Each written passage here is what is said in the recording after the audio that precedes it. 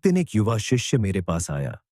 वह निराश था, अभिभूत था, अपनी पढ़ाई पर ध्यान केंद्रित नहीं कर पा रहा था। गुरुजी, उसने कहा, मेरा मन एक चंचल बंदर की तरह है, जो एक विचार की शाखा से दूसरी शाखा पर कूदता रहता है। मैं कैसे ध्यान केंद्रित करूं जब विचलन मुझे हर दिशा में खींचता है? मैं मुस्कुराया और उसे बैठने के लिए आमंत्रित किया। आज मैं आपके साथ वही ज्ञान साझा करना चाहता हूं जो मैंने उसे दिया था, विचलनों को दूर करने और स्पष्टता पाने का मार्ग। विचलन कोई नई बात नहीं है।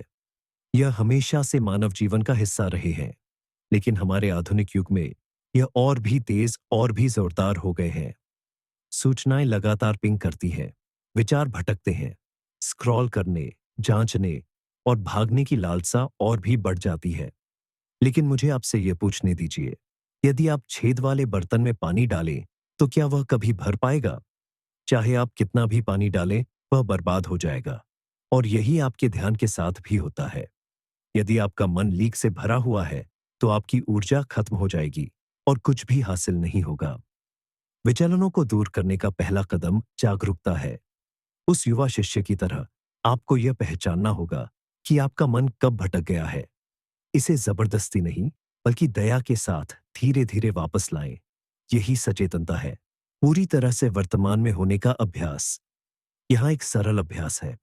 पढ़ाई शुरू करने से पहले अपनी आंखें बंद करें। 3 गहरी सांस लें। हर सांस के साथ दुनिया का शोर कम होते हुए कल्पना करें। अपने विचलनों को एक डिब्बे में डालते हुए और उसे एक तरफ रखते हुए चित्रित करें। फिलहाल केवल यह पल मायने रखता है। दूसरा कदम उद्देश्य है। आप पढ़ाई क्यों कर रहे हैं? आपका उद्देश्य क्या है? जब मन के पास एक स्पष्ट कारण होता है, तो वह कम भटकता है। अपने नोटबुक के शीर्ष पर अपना लक्ष्य लिखें। इसे अपना लंगर बनाएं। जब भी आप खुद को भटकते हुए पाएं, उस उद्देश्य पर लौट आएं। खुद से पूछें, क्या यह विचलन मुझे मेरे लक्ष्य तक पहुंचाने में मदद कर रहा है? और यदि उत्तर नहीं है, तो धीरे धीरे खुद को वापस लाएं। अगला कदम है पर्यावरण। अव्यवस्थित स्थान एक अव्यवस्थित मन का कारण बनता है। अपने कार्य के लिए एक पवित्र स्थान बनाएं, जो अनावश्यक विचलनों से मुक्त हो।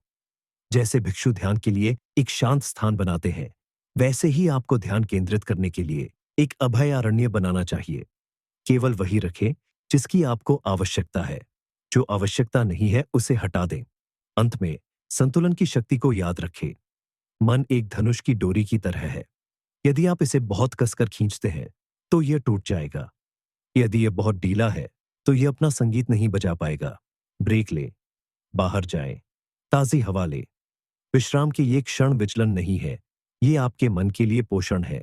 अंततः ध्यान बल के बारे में नहीं है, ये सामंजस्य के बारे में है। अपने मन, अपने शरीर और अपने उद्देश्य को संरेखित करें। जब आप ऐसा करेंगे, तो विचलन अपनी शक्ति खो देंगे और स्पष्टता उभरेगी। याद रखें, आप अपने विचलन नहीं हैं, आप अपने मन के स्वामी हैं। धैर्य और अभ्यास के साथ आप इसे इस तरह प्रशिक्षित कर सकते हैं कि यह आपकी सेवा करे, न कि इसके विपरीत। जैसे ही आप आगे बढ़ते हैं, आपकी पढ़ाई आपको ज्ञान दे और आपका ध्यान आपको शांति प्रदान करे।